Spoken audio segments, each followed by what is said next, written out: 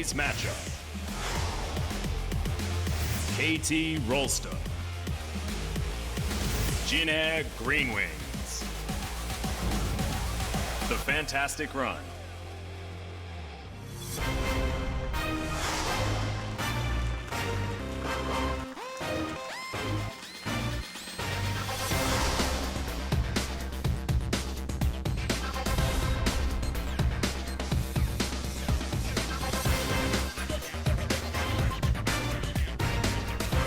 Welcome back, ladies and gentlemen, to LCK Summer 2018. It's the first day here at OGN, and we're making sure you're getting as much value for money as possible because we're up to best of three, number 3. We're going on about 8.5 hours. Papa Smithy, how you feeling? I'm feeling great. Super Wednesday's treating me fantastic, and I just want to see some KT Rolster and some JAG. I want to see the rosters even because there's all sorts of things that can happen here. Rush was seeing play as the season drew to a close.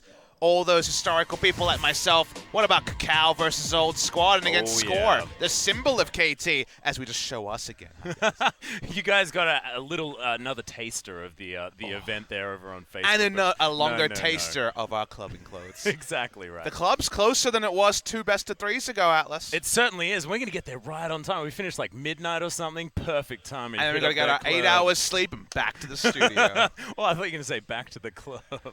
No, after the studio, then the club again. Oh, wow. We're going to have a really good time. I know. Don't you have more commentary to do on Friday, though? I don't know. I'll check my schedule after the club.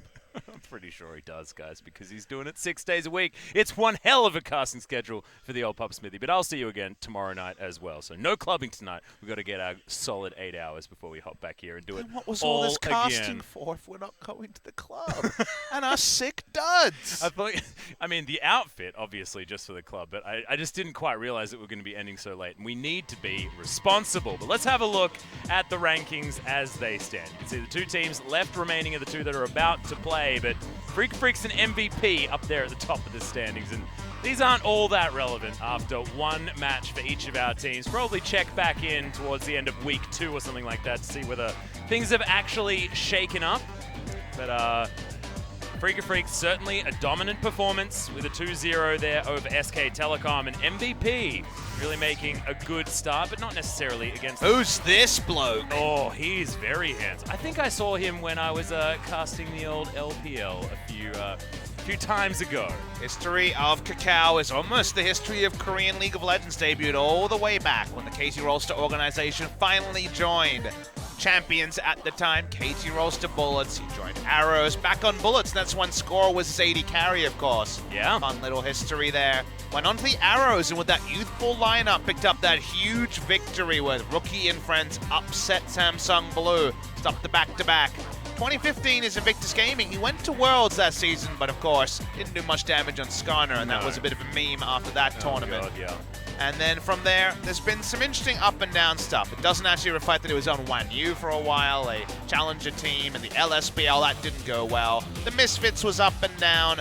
Turkey, 1 season over there, and now back in Korea. But will he be starting here? In fact, will we see a Kind Boy in the jungle? Exactly. We can actually see the KT booth, and we know the Kind Boy's back. Yeah, Rush is happening in regular season. Their last match, it was actually back-to-back victories against a FLICKR Freaks for KT in that 2-0 to finish up their run of spring. So Rush, we'll see whether he's going to be bringing back that Lee Sin once again. And who will we not see but Pawn, at least for the first round robin. The Casper released the full rosters, and noticeably absent was former world champion Pawn, who is not available to be selected, at least for the first round robin. He hasn't gone to another team. He's supposed to be recouping some of his old power, and of course his medical issue has been a long-standing one. But by the end of the season, we were loving what we were seeing from UCAL. Not enough to get them that victory over Afrika. But at the end of the day, he was the cemented starter. He will be the only mid laner, so we'll see plenty of UCAL, his first full round robin. Their opponents say JAG GreenWings. They have Kakao to field. Let's see what their final decision was. Here's some polite applause. Does that mean Kakao? It does not. It does not. It's going to be Umti in that jungle position. So on, of course, namestay towards the top side of the map. And it's going to be Grace today, not Justice, as Teddy and new support Nova going to be joining the roster. No Wraith this time around. The Alistair was fantastic from Wraith, but otherwise didn't really have the biggest impact on the bottom side of the map. We'll see what Nova's going to be able to do, because this guy, I mean, he was playing in Korean Challenger for 1 season after deciding to be a pro player in 2017, and now on the Jin Air GreenWings on this big stage. It's a big step up. It's also kind of a big role reversal for Teddy, because I think Wraith was brought in because he was known as a good laner, and also, of course, an older player who was going to be able to really take the mentor role. Now Teddy's kind of mentoring his support, so I imagine he's going to be doing a lot of ordering around of Nova. Clearly has a lot of promise, but definitely a different look to the Jin Air GreenWings, who ended the season 7-7. They were right around the middle of the table, 7-11, I should say. Around the middle to bottom of the table, did not fall into the relegation. KT had a pretty damn KT season. You look at this meta and say, early game, and KT Rolster have been the best early game team for 3 seasons in a row. Maybe this is the time for KT to once again get our expectations up and promptly let us down later. That's exactly what I was looking forward to, Pub Smithy. That's what you want, and this is the time to be a KT fan. If you can set your KT fandom to certain points in a season, just go with the beginning, and also go with a game against Jin Air, because that run, pretty damn fantastic. The sad plane is already ready to be prepped and posted. Yeah. Because yeah, that's the only one they've got fuel in at the moment. We'll have to really rush to get it in there if the Jin Air GreenWings take game 1 or something crazy like that. Rush to get it in there. I know the score, Atlas. I know, it's and 12 I said to 3. fantastic run Beautiful as well. stuff. Wow, we're really on point. We don't even have any brands to pimp, as we can pimp some 80 carries, and can't get much more pimp than Teddy versus Death. Yeah, and Teddy, with all of those inflated stats from his 94-minute game, carried them through with some pretty decent performances, even in losing games for Jin Air. Deft didn't have the best spring that Deft has ever had in his career, and if you were reading a lot of the interviews in the off-season as well, I mean, Deft, a bit head in hands, but certainly still wants to be the best and has been trying extraordinarily hard over the mid-season break.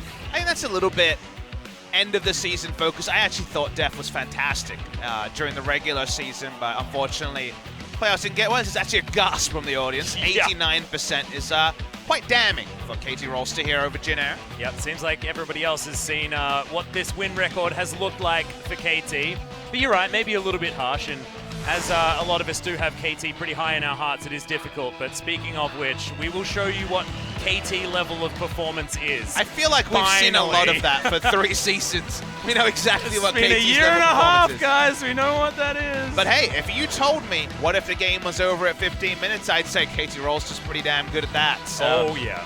Maybe this finally is Riot Games pushing the dial all the way to KT. A very risky thing as Coach Han on the side of Jin Air. It comes down to fighting. We're a second to none. Bring it on. If we're talking about him in particular, he was a kickboxing champion. So I actually agree. If he's talking about himself singularly, as a team, they can scrap. I think Umti versus Rush is a hype jungle matchup. Both these guys, super aggressive. Counterpick jungle could be a thing here. And honestly, this should be a fun best of 3. KT Rolster on name, on the meta, should be favored. What does favored mean? What does on paper mean when our paper's been ripped up, burnt, reformed, and yet we still don't know what's going on? Yeah, and what is going to be the change with Nova on the bottom side of the map? We know that Teddy is the linchpin for Jin Air, but first ban as we head into Champion Select is going to be Vladimir, the Hemomancer, not going to make his appearance in this game. And the Talia promptly taken away from everyone. A duo ban, because yeah, double ban for KT. Good old one-trick Yukal back in his solo queue days loved some Talia. He's actually just powering along on mid lane Talia. I imagine just because he's like, well, how good are you at Talia? I'll just play it mid, whatever, jungler, and be able to pull it off. So he's been just fine in the role. A lot of safe stuff has been taken away. Reli and Zoe are the 2 big blind pick mid laners we see quite a lot. Yeah, it would make some sense if that was banned away here. We'll see whether Jin Air is going to be focusing anyone in particular, but Camille, just another strong pick going to be taken away. Umti, of course, one of our notable Camille jungle players to really start finding success on it last season, but not going to be seen here. And what does it mean for KT? Because if you look at the man on your screen, Smeb, the captain of the team, for the 2018 season, he took a real back seat in spring season. We started with some Maokai, definitely just playing the tanks, not really looking for the sick outplays as much as in previous season, wasn't calling the jungle attention. You alluded to it before, but a lot of great interviews with KT Rolster members talking about some of the changes that ultimately weren't fruitful in finding them that first championship for Score himself. is going to be riding the bench was over in Hong Kong, involved in, of course, the Asia Games qualifiers, so giving Rush a starting spot. And this may be more so the norm, because Score is our pathing jungler to support the aggressive Yi that could have potentially come from Rush. Rush is the aggressive hand. He won't be having Yi this time, but that does mean the Zoe is available and very swiftly locked in. Yeah, Yukal going to snap that one up as quickly as possible. It makes a lot of sense. The young mechanics crew of Yukal, certainly one that can put the Zoe to good use. But Grace knows exactly what he can grab into this one. He has played the LeBlanc. See whether he is going to opt into it. This is one I was wondering, because you got the two high mechanic AD carries. Yeah. Would any of them have actually be jumping on an AD carry, or would it be the Bruisers that have dominated the first 5 best of 3s we've had? And we will see Illusion somewhere. So one has played it in the top lane before, so outside chance of that happening. Umti going to lock away the Shen here as well, so a Nocturne could be an option as far as that third pick is concerned, unless Rush is going to take that one away. We've been talking about the Shen Nocturne combo quite a lot today. The Graves is available. They could go Graves Braum here if they felt like it, but I guess the Zoe then doesn't really know where to go, because that means the Braum should go mid. Very confusing, but they're going to pick away the Nocturne. And Nocturne into Shen, of course, denies the pinpoint usage of the Stand United as well. So we know the synergy of the two together. Yep. Nocturne is usually favored, especially from ahead, which KT Rolster do have the propensity to get to. So don't mind the Nocturne pick at all. If a Trouble Bubble is leading to a Paranoia, it's probably death onto one person. Yep. Usually you would see something like a support pick taken in the first round, and it's going to be a safe support pick with Mata in a meta like this. I thought maybe the playmakers would be on tap. Remember, Pyke is available and hasn't been selected. No ban towards it in the first round.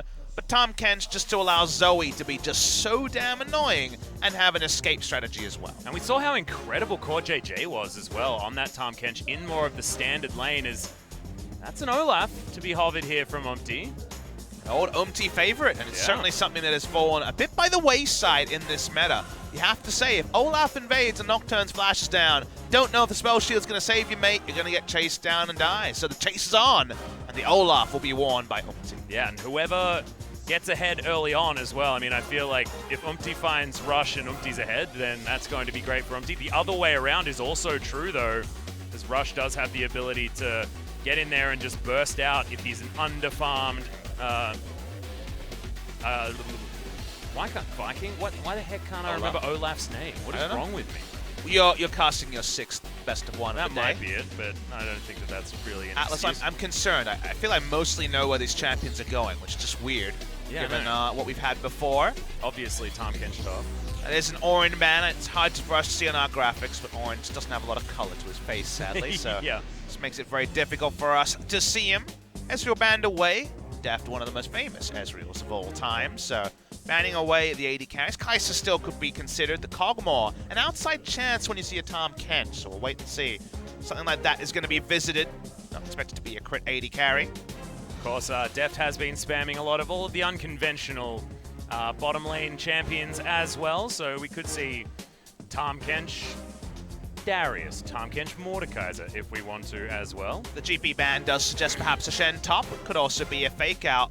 Lulu will be banned away, so thinking that Grace will go the utility route. See if we're going to cement the top lane support role at this pick for Teddy. Yeah, it does mean that the LeBlanc is going to remain available as well. So why not run it? Yeah. Very, very strong pick into the Zoe. Zoe really doesn't have any comeback mechanics against the LeBlanc. We saw Rookie run away with this matchup and dumpster on the first day of the LPL. It's a very nice matchup to get there. Suddenly, Yukal going to have a bit of pressure on him. Going to need some jungle attention that Nocturne Pre-6 is not going to be known for. Is who the hell is that? What is that champion? It has that, you know, that there's that thing that you can buy, the stat you can buy? Crap. Yeah, that's it.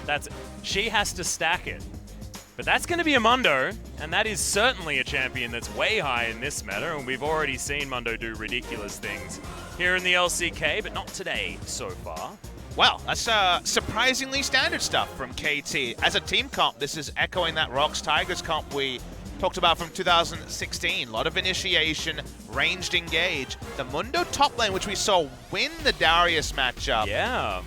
might be seeing it once again. Now, it's a matchup that's Darius favored in the early game, but if you get a bit of extra gold, have double giant spell, then you're very hard to kill. But it is going to be lane priority for the Darius, lane priority for the LeBlanc, and the Lucian and Shen are going to have a pretty decent time in bot side as well. So, unlike usual expectation, you say Jin Air have a lot of tools to work with in the early to mid game. However, KT are traditionally the better early to mid game team. If somehow they can start a snowball, they have a lot of different options, and they also have the fallback that's been denied from so many teams. They have a ranged AD, they have a true tank that can shut down the Lucian as the game goes on. This is peculiarly standard when it comes to 2018 expectations. It's so standard, it is now not standard anymore, Papa, because Ash, who the heck was expecting that? Of course, definitely a legacy Ash player, has been for a very, very long time, but just wasn't expecting that to come out today. I don't know what the build is going to be. It could be very, very different, or could just be standard. It might just go Stormrazor into Stormrazor would Seal actually item into Infinity Edge, just like you'd expect. Stormrazor would be very interesting. BF Sword into a Zeal item also could happen. Yeah. And finish Stormrazor does Edge. work interestingly well on Ash, because you get the big slow on your first hit. A build that I think's not explored much is the build I saw from Xayah in the Demacia Cup, which is Essence Reaver into a Black Cleaver for 40% CDR, and of course you don't overcap anymore. So there's lots of different ways you can approach it. I'm very excited to see which way Def goes. Yeah, well, speaking of all of these questions, we need to get on the Rift to have them answered. So guys, Jin Air versus KT Rolster, our final match of the night. Let's get it underway right now.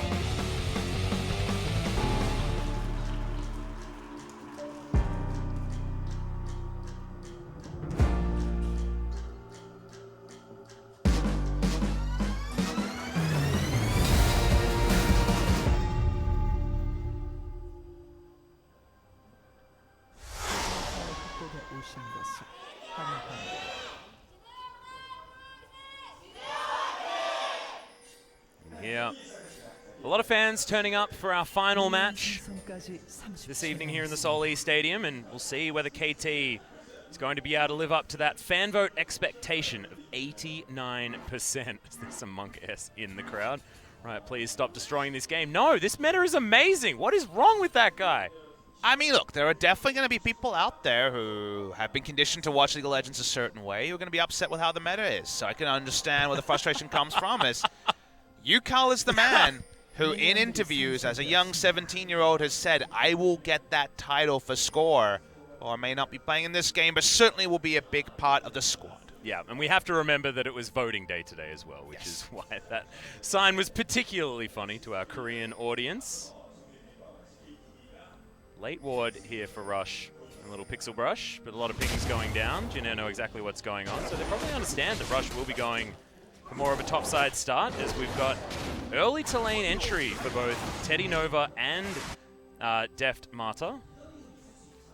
Very, very interesting game to track, because KT are a team that, in 2017 especially, used to go to kind of the gravest of levels and the gravest of reaches to get lane priority. Rumble out of meta and tank metas, trying to get pushing lanes everywhere.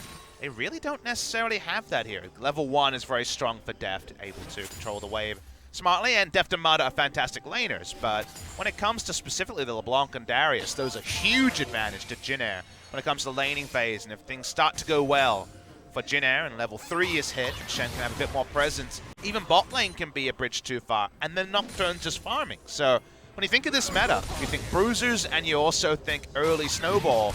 Jin Air have a lot of options here, and they're definitely going to feel good about forcing Yukal on the back foot and piling that LeBlanc on Grace. Yeah, you were looking at it and thinking that Yukal was actually doing a bit of work there, but then Gray says, no, he's not, as he lands his combo and gets the electrocute proc. See how the lane shakes out, though, because KT knew that that LeBlanc wasn't off. There was no way that that pick was a surprise, so what is going to be the plan for it, I guess, is the question. Thinking more about build for the Ashe, of course. Old build was the Prey build, which of course was Essence Reaver into Zeal item into Infinity Edge. You gotta say that Ashe, compared to, say, Sivir or Lucian, doesn't really make much use of the new Essence Reaver. Maybe you just build the Blade of Ruin King for lane, just pick that up, and the lifesteal on the cheaper price is a fine control item. Go into something like still going towards the Hurricane to still be an option, and the Black Cleaver, which I mentioned, may really be a consideration because the Shred is very useful for the Nocturne. Yeah, maybe it even is that the new one. But Stormrazor is certainly an option as well. I'm very excited to see what Deft finally goes for. It feels like the lifesteal for lane is maybe a bit more safe for the Ashes. So on with his priority, puts down a ward, finds the Nocturne. They also pick up the Rift Scuttle. There's definitely plenty of places that Jin Air can find advantages, as for a third game in a row.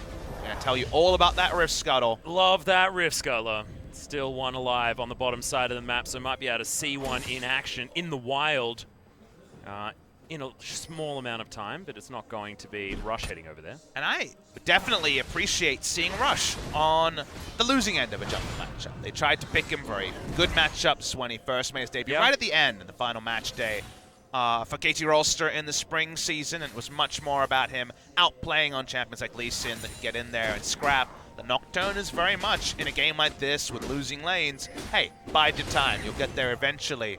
Seeing that dimension from Rush on KT, going to be the sort of thing that is fans of this roster, and fans of him in particular, will be very happy to see. Well, he's not going to find that axe onto the aforementioned Rush, and I like that you bring that up because it even happened in the playoffs as well. I mean, the only games that he played were on Olaf, who was extremely strong at that particular point in time. Mikal now happily underneath this turret, but Grace, as you could imagine, in control of this lane. Smeb up here. If he's alive and hasn't died by 15 minutes, the Mundo is going to be very happy, but I am still a little bit worried for Smeb. The Mundo isn't quite as clean a win condition as it was for the team yesterday that was playing it, where it was against the Ezreal Cannon lane that was coming through, and Griffin was able to outscale super hard. It still will be powerful. Speaking of powerful. Yep. He's going to make his way down. We do have the Devour coming in for Marta, trying to get Deft out of the way. He's going to eat the Grey Health there, but is it going to be enough? Heal comes in. There's not a lot left remaining, but Teddy's going to sacrifice himself, and I'm not sure whether it's worth just for the first blood, because Deft will make it back to lane first. There's a lot of summoners from it, and I tend to agree with you. That's actually a big turn towards KT after investing Umti's time. Yeah, that was a big offensive flash from Teddy. We know that he's aggressive, and in fact, that's what Nova has learnt the most about when he was interviewed about what Teddy's playstyle is like as far as what he's used to. That might have been too much so, and it is going to be Blade of the Ruined King for Deft. And how big is it that he can actually keep his flash and just get a straight Bilgewater on first back? It's a very nice spot for Deft, who will have the double peel, and I think the Hurricane, just to be able to AoE damage to Shen, Olaf, and Darius, who are just going to kind of be flashing towards him in every team fight. Could definitely be the secondary item there. Very unlikely to be in an Infinity Edge until much later in the build. We know that item is a little bit outdated. Yep, could potentially be the Blade of the Ruined King into Hurricane, into Infinity Edge, potentially. I think Black Cleaver almost will be there for Shred, but again, yes, an option Yep. is... Some chances there. I just want to see someone other than Yasuo build it. One day. Yeah, one day maybe. Umti is 2 levels up on Rush, who we saw trying to sneak into the top lane brush and give Mundo a bit of a hand. Well, so on, he's the one sneaking into the brush, but the wrong side of the lane. So the Darius certainly having a good time, as this steal is looking all too easy for Umti. Umti having a great time in solo queue in the mid-season as well, so going to continue that form by the looks of things here on this Olaf. And we were illustrating that the jungle matchup is going to be very important for both of these teams moving forward.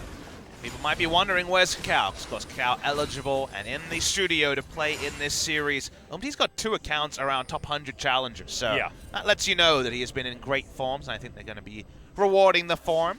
What I understand, I was able to speak to Umti in the offseason. I said, okay, Kao's coming in, obviously hasn't been playing on high-flight teams. Is he just there as a squad player, or will he actually be considered? And they said very much they're going to be going based on results. So at the end of the day, scrims, I imagine, solo queue as well. It's a very real chance we're going to see both of them play a very active part over the season. We'll see whether he gets a shot in the next game. If Umti continues this performance, though, I feel like it is going to be more on him, because he's about to steal his second buff of the game and continue this extraordinary lead as far as levels is concerned. Well, unfortunately, that's what happens when You choose losing lanes in a Nocturne, the Nocturne kind of has to pick and choose which camps he gets to. Was able to get to 6 eventually, and is only just about 2 camps behind his opponent. Obviously will hit 7 if he is able to pick up the Scuttler. He's going to be able to get this one as well. I don't think that Rush is going to go up against the level advantage double buff Olaf.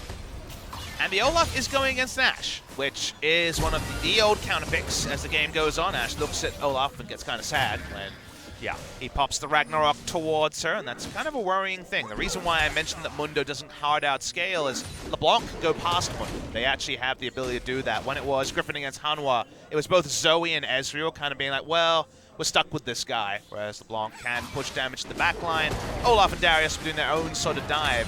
So it's not necessarily Mundo gets to late game, Mundo wins the game, but Mundo's power level at this point is pretty high. Well, we'll see whether he's going to be able to get to what is going to be his in-game power level. Of course, you were referring to at this point in his lifespan. KT and KT's bottom lane are pushing, though, aggressively on the bottom side. And still having to deal with what is the range advantage that Deft offers. Not to mention Mata versus Nova offering a heck of a lot more. Already spoken about the support Shen shortcomings. But for now, farming. For now, not kill-a-minute action. We're somehow transported back to 2018 spring in many ways in this game, which for some people is a big smile. For other people, looking for the fiesta. So far, bad news for you. Bad news for Rush as well. That 2-level advantage has crept back in. 73 to 44. A lot of camps. The advantage here for Umti. He's going to head top and see whether he can look for some sort of dive. As you can see, the axe is on the ground. And Umti is going to take his leave and not go for any sort of 2v2 action underneath the turret. Speaking of things you can see, double visit into the Lethal Tempo on the side of KT. Lethal Tempo Nocturne we know about. Lethal Tempo Ash actually being picked up here.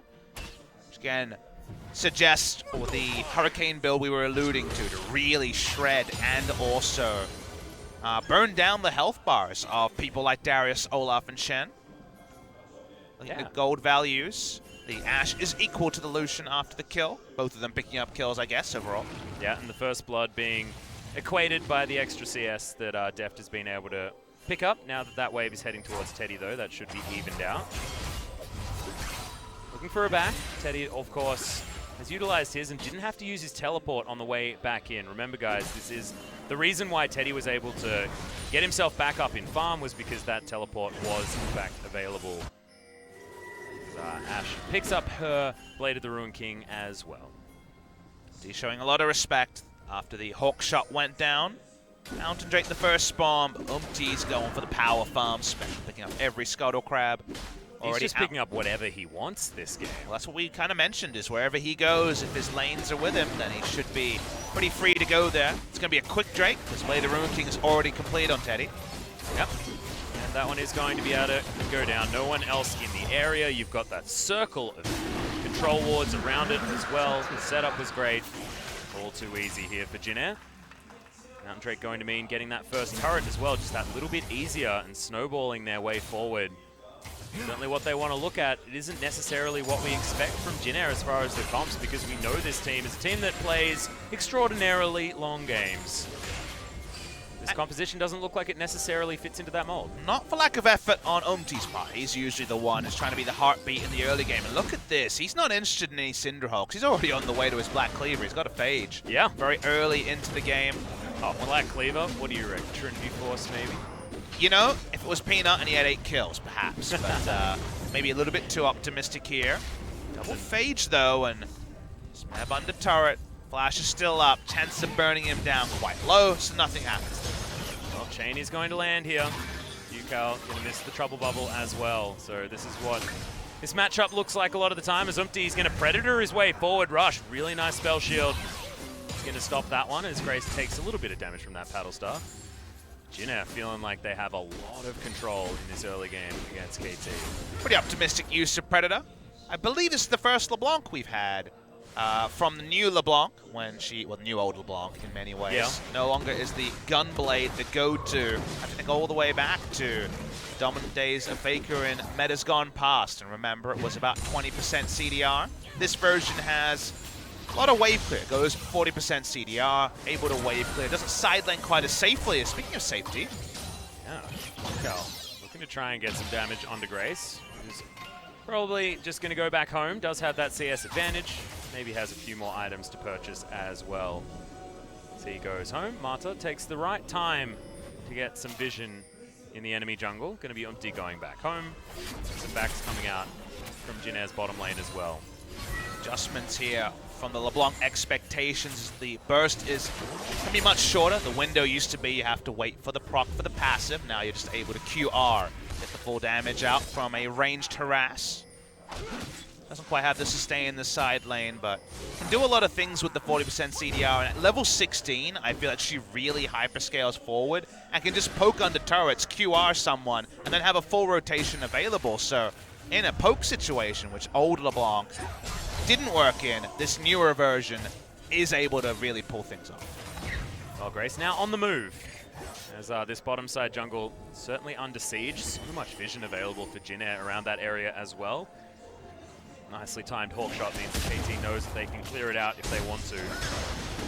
Anyway, heading towards the bottom outer turret. So everything just going back to normal, but it's another buff being picked up by Jinair. No trading done by Rush. I want a calculation of how many buffs he's got, but I think maybe it's just the first 2 on his way around the jungle. He's 6 camps ahead is the only thing that we can tell pretty cleanly. 24 CS ahead. Guys aren't aware on the scoreboard overlay, a camp counts as 4 CS, whether it's Krugs or the Red Buff. So that's the lead he's been able to enact. Scuttles have also been there as well. It's been a great jungling performance by Olaf, but to what end? It's only been 1,000 gold. We still haven't seen the big kills. We might see them now. Yeah, Trouble Bubble comes in. Good cleanse comes out, though, from Grace as the Mimic comes in there. Yukao looking for it. Do they get the last auto? No, they do, but it's not enough. As Umti now goes very low. Nova comes in with the Stand United, and the Trouble Bubble doesn't find the target onto the Olaf. A lot of extra damage now onto this mid lane outer turret, and somehow KT actually come out the victors. Yeah, KT have weathered the storm. All Olaf was able to do was farm up. They bided their time. Nice rotation coming through from the Abyssal Voyage. Jinair haven't been able to blow open the game. You keep giving gold to KT, they'll make you pay for it. Yeah, another Trouble Bubble comes in as Yukao wants to find some more damage, but is instead just going to go home. Oh, empty. I think he knew that Yukao was there, but back was going to be stopped anyway. Vijitabi going to be mirrored on both 80 carries. Wonder how long the builds are going to stay the same. We're seeing the same build on Darius. I think that makes a lot of people happy. Trinity Force Darius seems to be the only way to go in the LCK, which you look at Mundo and you say, Black Cleaver sounded pretty good. I believe we will see Black Cleaver on the Lucian at some point, and it's more about just teamfight resets, less about just building purely to shred down your lane opponent. And also not building the early execution is calling like a lot of top laners against Mundo have been doing as well. Often that is like a rush, but Sohan looks like he's playing more for when we're going to be getting into team fights and things like that, which is not really the Darius mindset. Actually pretty impressive that Nocturne didn't do any damage when he used his ultimate. Yeah. Not sure about that graphic, but okay. I'll believe it.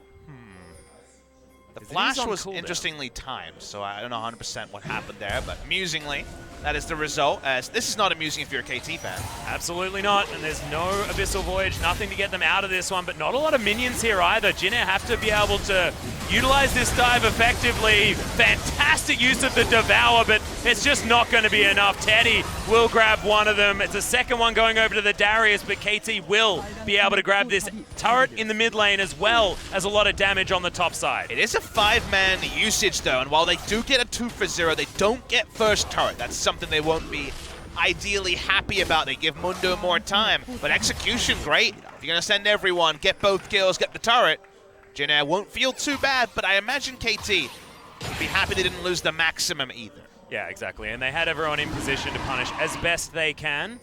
Infernal Drake is going to crop up now, and KT know it's most likely that Jinair have gone back home again.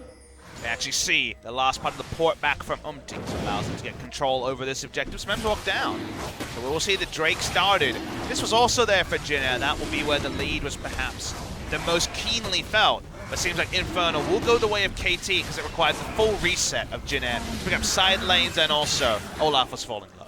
And it does feel like KT are more than happy just to play this game as slowly as possible, wait for Smeb to be that gigantic tank, and teamfight as effectively as they can. And if Mata is still on form, then the Tarmkan should be able to help the Ashe stay alive from Umti's dive recklessly into the back line. Can he stay up against Grace as well is the real question. It's a tough one because I just feel like Jinna have a lot of options no matter how this game goes. They already have a lead.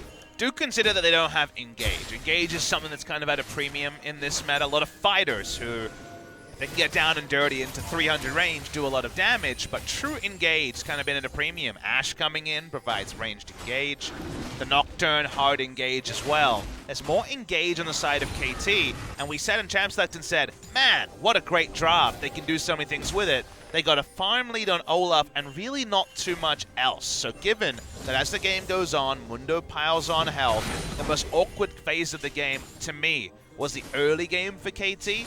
The game is actually more up in the balance than you might suggest, and KT's probably happier to be 2 kills down than you might think.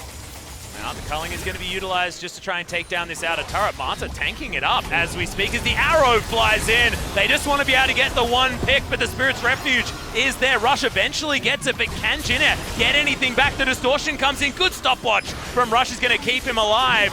As now Deft is going to take down the clone, but it is going to be Grace surviving. Meanwhile, Sowan doing that top laner thing as he split pushes to high heaven. Smeb should be able to get him off this turret, but is he going to be able to do it before he No, he's not. Didn't have teleport, tried to walk over, thought the fight would continue, it doesn't. Thus, he loses a second turret in bot side as Umti's overstayed. Yeah, Yukal is going to jump his way forward. Not a lot of mana, but if you can just flash auto him, he's going to die, and that's going to be the first kill going over to the Zoe. And that was just Umti being a bit too brash, had flash, had ult, thought he'd be fine, he was not. Had no reason to be there, cannot be there on the map in a competitive game. Maybe that defense works and solo queue doesn't here. Sure, Kakao will have some words for him in the break between games, but that also kind of takes the shine off the good work of Sowan picking up that inner turret. Yeah. Now, Smeb has got himself very close to 2 items. It is against a Trinity Force Sowan, but Sterix isn't quite there just yet. And you mentioned the fact that KT do seem very happy just to sit back and let things happen. Gargoyle's Stoneplate now done for the Mundo. That's an item you don't see too often. Yeah, and also the GA second item for Rush as well. Kind of first item. You don't always include the warrior enchant there. He doesn't have a Shen, so he's saying, I'm going on a one-way trip. I don't think I'm getting devoured, and I can kind of understand the thought process behind that. It almost feels like Abyssal Voyage, Nocturne Ultimate, and a big arrow is going to be finding the backline a couple of times here. And I was going to talk about the Arrow Abyssal Voyage combo. It's much like the original Ashe combo where you throw out an arrow from base and then teleport to it. This time you've got your own support to help out. And I think we should talk about another combo, which is the Nocturne Paranoia Vision Reduction and Ashe throwing out the Ashe arrow. Hey, that's true. It's much harder to pull off any sort of clutch dodges on that ability too, so I'm always a big fan of the Paranoia just because Vision Reduction, you think of the old, I feel that the first time it kind of came into the public consciousness was Twitch Nocturne, both with and against Twitch when it came to his maximum range use of his ultimate and not being able to see him as he used abilities. So cool to see those combos still relevant many years later. See whether Twitch does make his way back. Oh wait, hang on, no, he builds crit. Never mind. He can build Blade of the Rune King. I think everyone can, but then what happens after that is the real question. He gets 5 kills and buys a Zeal. Because he needs that much money to buy a dang Zeal. Speaking of which, it is going to be Deft completing the Hurricane. Teddy does have his Black Cleaver already done though. Looks to be going for Rapid Fire Cannon as his next choice as well as Yukal. He wants to find his way in. It's going to be another cleanse used out of Grace. It means he won't have it for this Sphere, but does have to flash out of the way of it. Umti's in, but he's not able to save the summoner spells of his mid laner.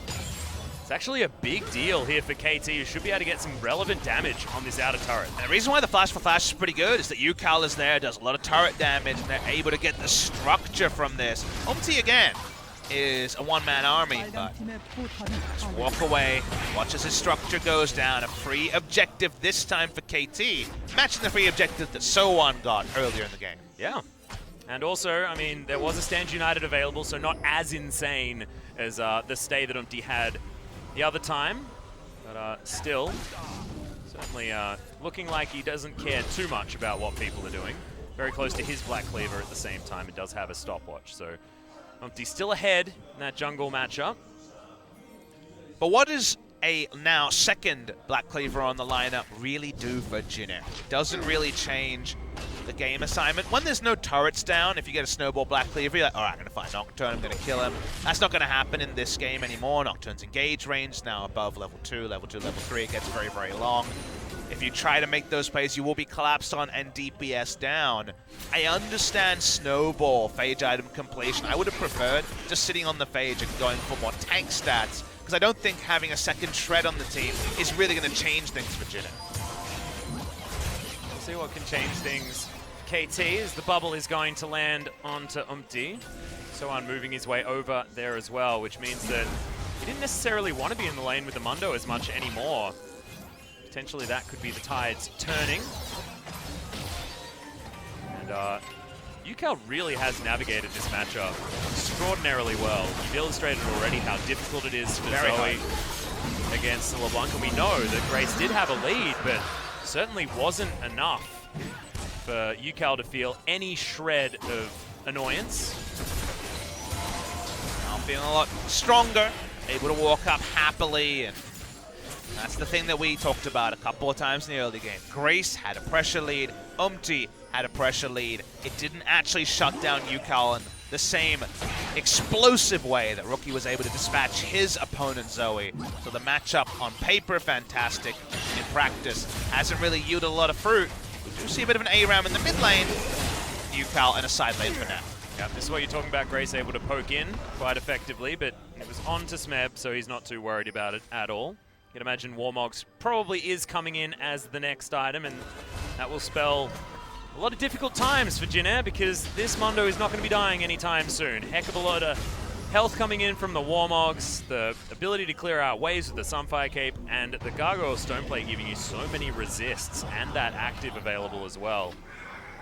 Oof. The doubt will start to creep as the control ward line for KT, which right now is basically absent, moves forward. The moment that they are able to take supremacy of the river, then you do have to suddenly think Paranoia could come at any moment. Ash Arrow could come at any moment. The engage is so strong for KT, and it's another comp we've seen so many times with the Bruisers. We see it again with Jin Air and Spirit, where with low engage, making things happen when you don't have map control, almost impossible. You can't find the fight you want because you don't have the exclusive vision to do so.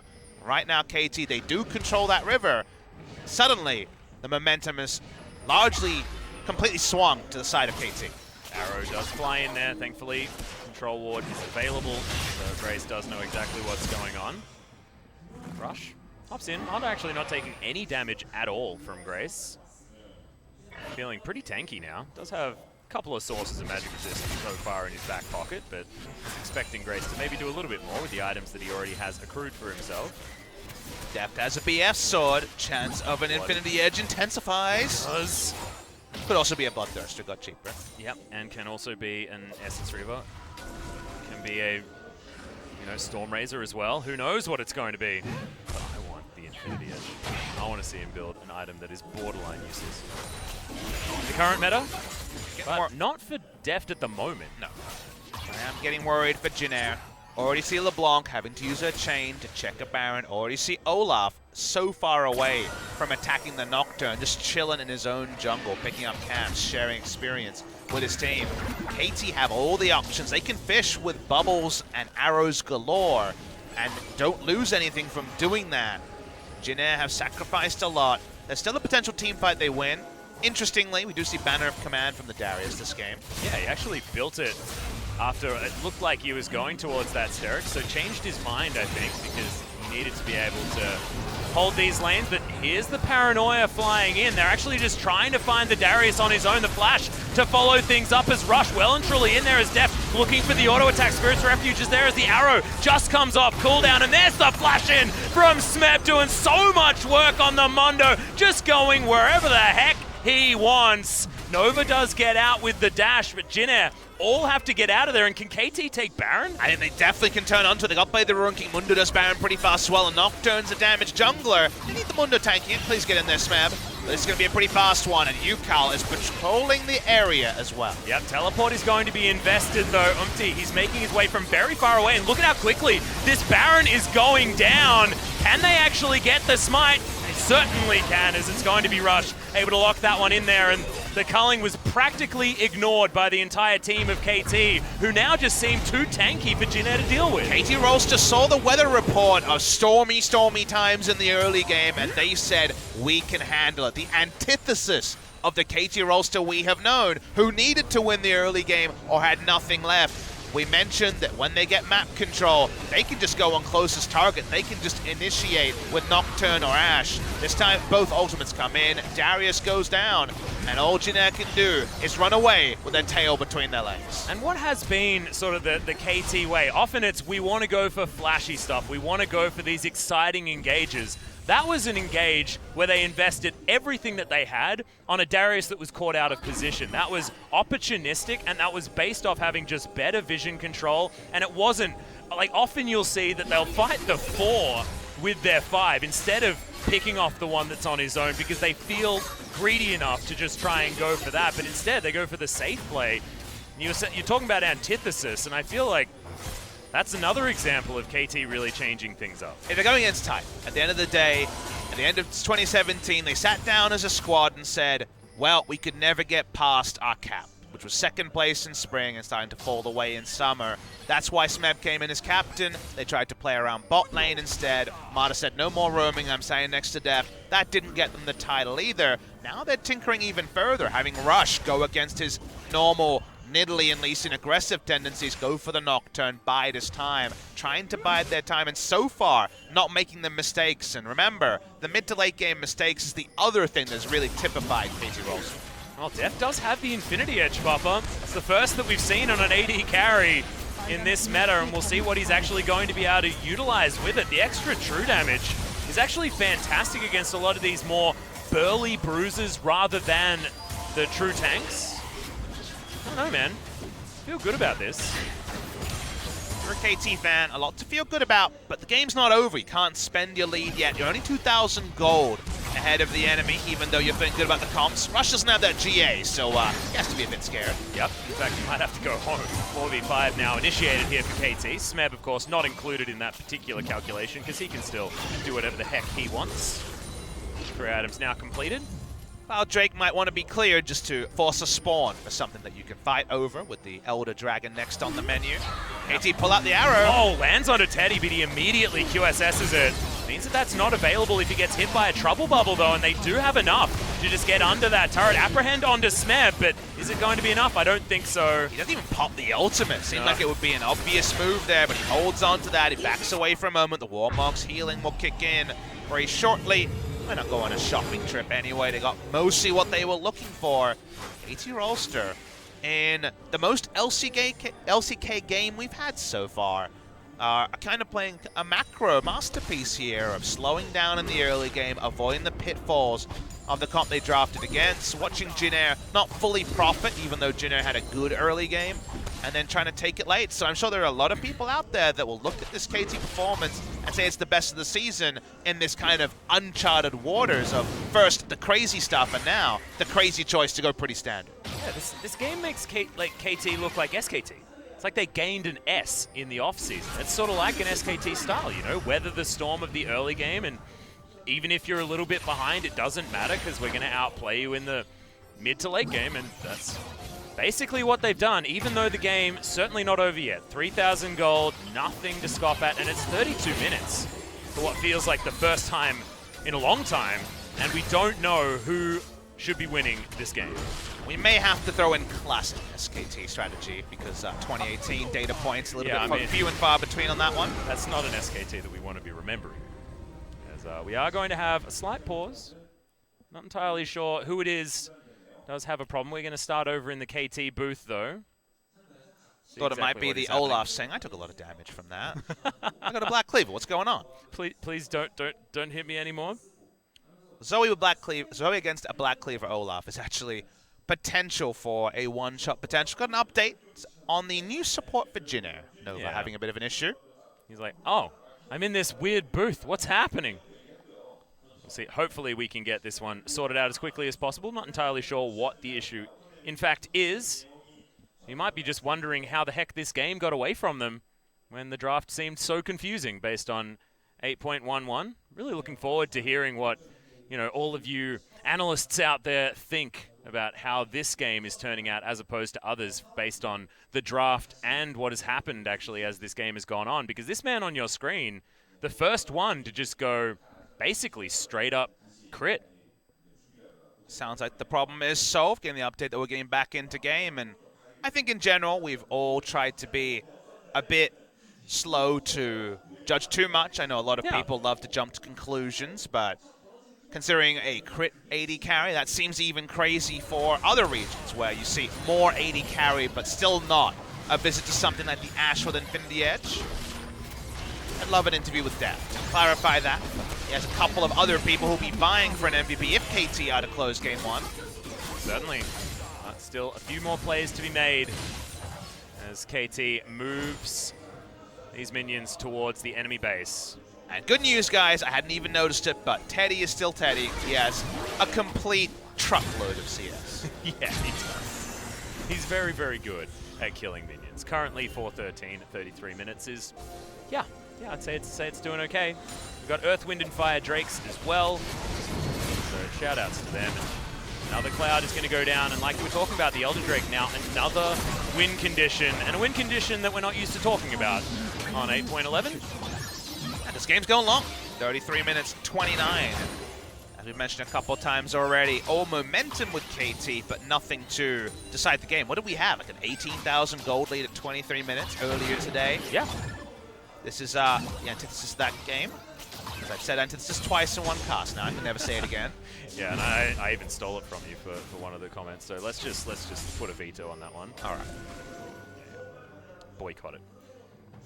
We got a Morimar Mortius being aimed for here by Deft. And guys, I do want to throw something out there, and people will see that this game has got a really large timer on it, and they'll see that Jin Air's in it, and they'll be like, oh, another Jin Air game.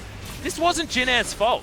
Jin Air tried to play the early game, and KT went with a late game comp as Ragnarok is got out with the ultimate from Deft. Don't know who wins that trade necessarily of the ultimates. There's a lot of engage potential now gone from KT. Not a CDR build on the Ashe either. Only has the 10% from items. It does mean that they can just straight up engage onto Jin Air, and Deft doesn't need to be as worried, at least for the next little while, from Omti, who does have a lot of CDR in his build, 30% just from items alone. Arrow will come up about the same time as Baron, and they have a great ability to turn off Baron. Nocturne into Ashe Arrow. They also have the Hawk Shot, which may not be deep wards, but will function as deep wards around a Baron take, and Mundo to tank it forever. So KT probably looking at a second Baron to close this game. I really like that. Throw out the trouble bubble and then utilize the fact that it's not there just to get some vision. Culling comes out from Teddy, but isn't going to find Yukao because Devour is available from Marta. Okay, Chain's going to land from Smed, but he doesn't seem too worried about it. Just wander away from damage from Grace. Grace is level 16, so can throw out the Mimic quite liberally. A Minion Wave actually far away as Rush is alone in topside.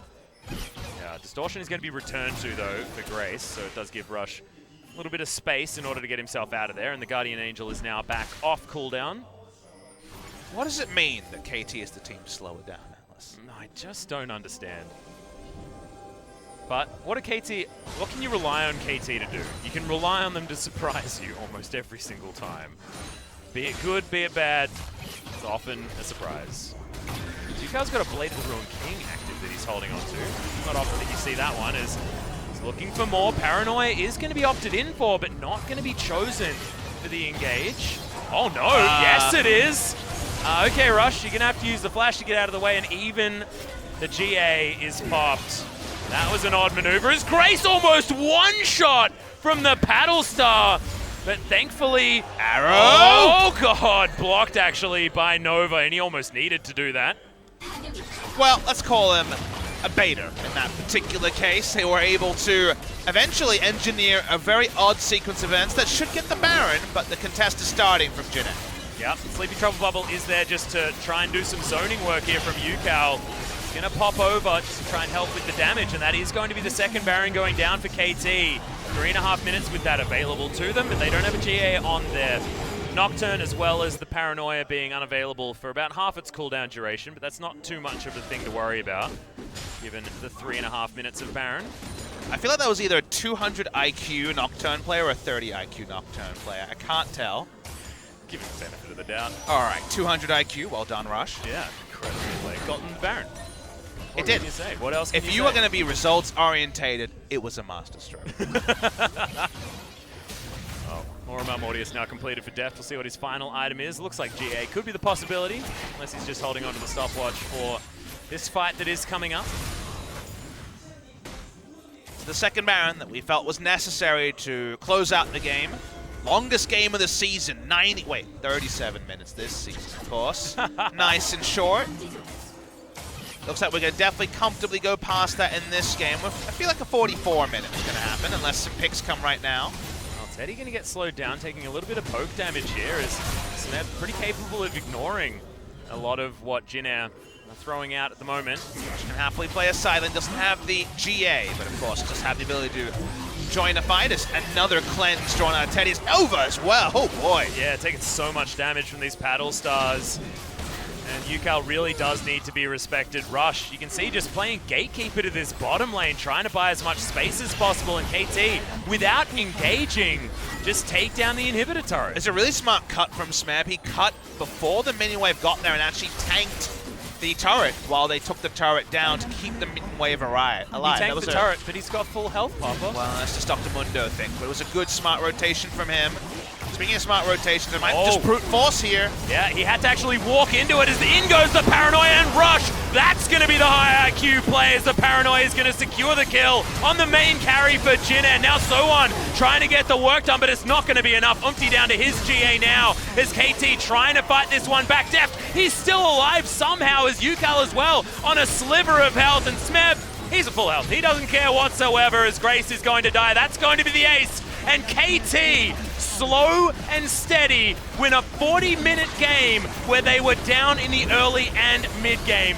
What the heck is going on? It's opposite day, but it's a beautiful one for KT Rolster. KT Rolster have always done it their way. At the end, has it got them there? Not usually, but in the start, they have always had an explosive start. Somehow that was through passivity. Somehow that was through enduring, but they endured through what should have been a large storm from the side of Jin Air. They got through awkward lanes, they got through the Nocturne not being able to skirmish, and when they turned on, they didn't look like losing. So at the end of the day, you have to step back and say, good job, KT.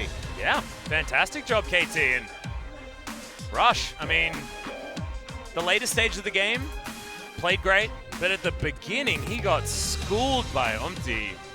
Really wasn't a great performance, but it was him playing back, him not going for any fights against the Olaf, and potentially that was just what the team agreed on, you know? Don't even worry about fighting for your buffs, just get the farm that you can and we'll win it late. And you gotta say, some teams will probably agree on watching KT in game one and say, maybe we don't have to have a Mordekaiser AD carry. Maybe Kingzone will draw some inspiration from a comp.